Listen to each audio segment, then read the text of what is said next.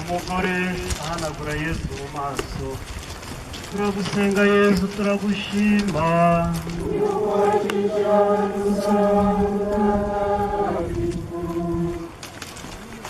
nta buranga nta n'igikundiro cyo kuremuza amaso yacu, yewe nta n'igihagararo cyamutera igikundiro.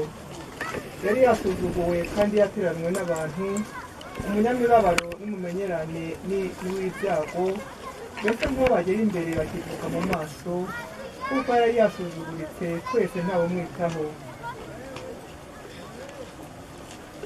Veronika yahanaguye Yesu mu maso.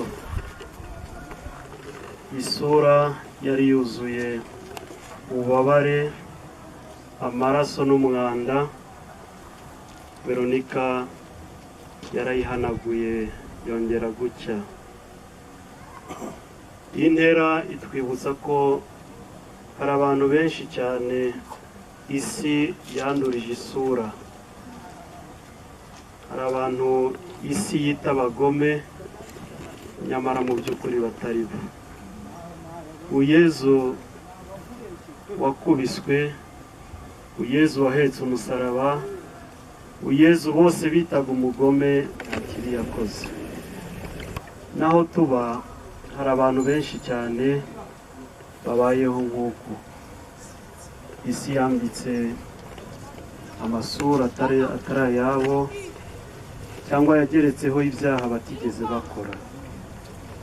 Uyu munsi nk'umukristo uhamagariwe kubahanagura mu maso. Urugero rwa Veronika turusanga mu gikorwa cy'umuhanuzi Daniyeli, igihe abasaza b'abagome bari baciriye umugore urubanza rwo gupfa ngo bamufashe asambana.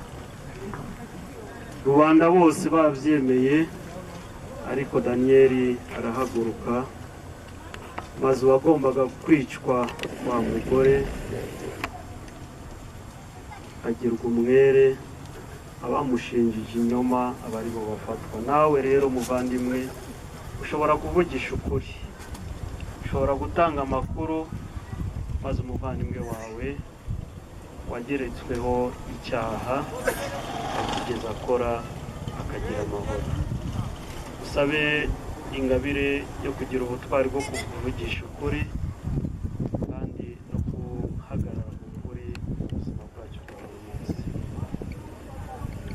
Nyagasani Yezu Nyirimpuhwe, Nyirineza, aho dutuye n'aho tuba hari benshi bakeneye guhanagurwa mu maso.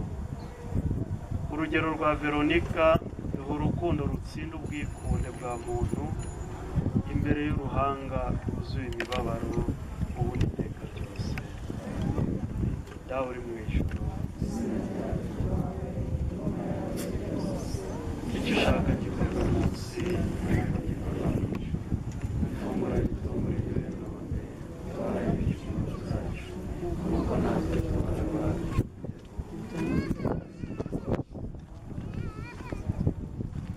Nyagasani tubabarire. Abakristo bapfuye Imana nibabare barugire mu mahoro. Singizwa mpinga yizihiwe